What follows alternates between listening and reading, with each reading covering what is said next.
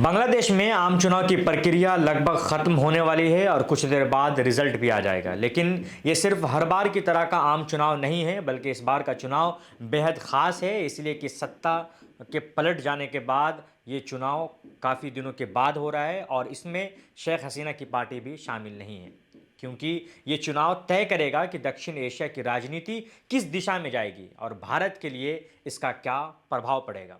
करीब 2 दशक बाद पहली बार ऐसा हो रहा है कि जब शेख हसीना की अवामी लीग सत्ता में नहीं है। 2024 के छात्र आंदोलन के बाद उनकी सरकार को जाना पड़ा और अब देश एक नई राजनीति की शुरुआत के सामने खड़ा है। इस बार न शेख हसीना मैदान में है, न उनकी पुरानी विपक्षी खालिदा जिया। यानी राजनीति का पूरा समीकरण बदल चुका है। करीब 13 करोड़ मतदाता आज वोट डाल रहे हैं। वो सिर्फ 300 सीटों वाली संसद के लिए प्रतिनिधि नहीं चुन रहे हैं, बल्कि जुलाई चार्टर नाम के एक बड़े संवैधानिक सुधार पर भी फैसला दे रहे हैं। अगर यह प्रस्ताव पास होता है तो कार्यपालिका की ताकत कम होगी, संसद और न्यायपालिका मजबूत होंगी और सत्ता का केंद्रीयकरण टूटेगा। यानी ये चुनाव लोकतंत्र की मरम्मत का भी इम्तिहान है। अब सवाल यह है कि मैदान में कौन है। सबसे बड़ी दावेदार मानी जा रही है बांग्लादेश नेशनल पार्टी, जिसका नेतृत्व कर रहे हैं तारिक रहमान। बीएनपी का अतीत भारत विरोधी राजनीति से जुड़ा रहा है, लेकिन हाल के वर्षों में उसने अपने रुख में नरमी दिखाई है। दूसरी तरफ जमाते इस्लामी बांग्लादेश लंबे समय तक प्रतिबंध झेलने के बाद जमात फिर से सक्रिय राजनीति में लौटी है। छात्र आंदोलन से निकली नई पार्टियां भी मैदान में हैं, लेकिन असली मुकाबला बीएनपी और जमात के बीच माना जा रहा है। अब बात भारत की करते हैं कि भारत और बांग्लादेश के बीच करीब 4000 किलोमीटर लंबी सीमा है, जो असम, त्रिपुरा, मिजोरम, मेघालय और पश्चिम बंगाल से जुड़ती है। शेख हसीना के शासन में भारत को बड़ी राहत ये रही कि बांग्लादेश की ज़मीन का इस्तेमाल पूर्वोत्तर के उग्रवादी संगठनों ने नहीं किया है। ढाका ने उल्फा जैसे संगठनों के नेताओं को भारत को सौंपा, जिससे पूर्वोत्तर में शांति प्रक्रिया को मजबूती मिली थी। अब दिल्ली की नज़र इस बात पर है कि नई सरकार इस नीति को जारी रखेगी या नहीं। रणनीतिक हलकों में इसे रेड लाइन माना जा रहा है, यानी सुरक्षा के मुद्दों पर कोई समझौता नहीं।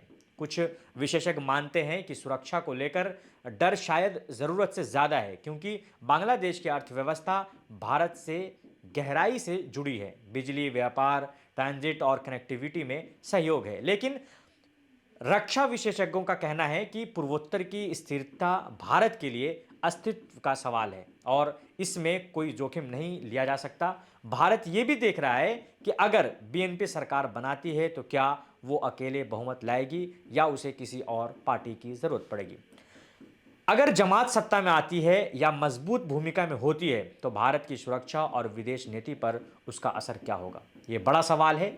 एक और चिंता है पाकिस्तान, क्योंकि 1971 के बाद से बांग्लादेश और पाकिस्तान के रिश्ते तनावपूर्ण रहे हैं। लेकिन शेख हसीना के सत्ता से हटने के बाद दोनों देशों के बीच संपर्क बढ़ने के संकेत मिले हैं। अगर नई सरकार पाकिस्तान से रिश्ते गहरे करती है तो ये भारत के लिए रणनीतिक चुनौती बन सकता है। दिल्ली के रणनीतिक हलकों में यह माना जा रहा है कि मौजूदा हालात में बीएनपी सबसे कम जोखिम वाली विकल्प है। भारत ने इस चुनाव में खुलकर किसी पार्टी का समर्थन नहीं किया है।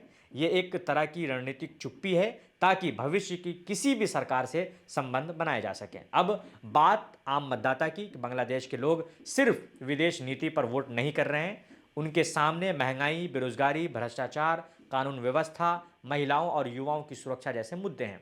वर्ल्ड बैंक के अनुसार हाल के वर्षों में गरीबी बढ़ी है और रोजगार के अवसर कम हुए हैं। 18 से 37 साल के युवा मतदाता रोजगार और स्थिरता को सबसे बड़ी प्राथमिकता दे रहे हैं। तो नतीजे क्या बदल सकते हैं? अगर नई सरकार भारत के साथ सहयोगी रुख अपनाती है तो सीमा सुरक्षा मजबूत रहेगी, पूर्वोत्तर में शांति बनी रहेगी और व्यापार व कनेक्टिविटी में सुधार आएगा।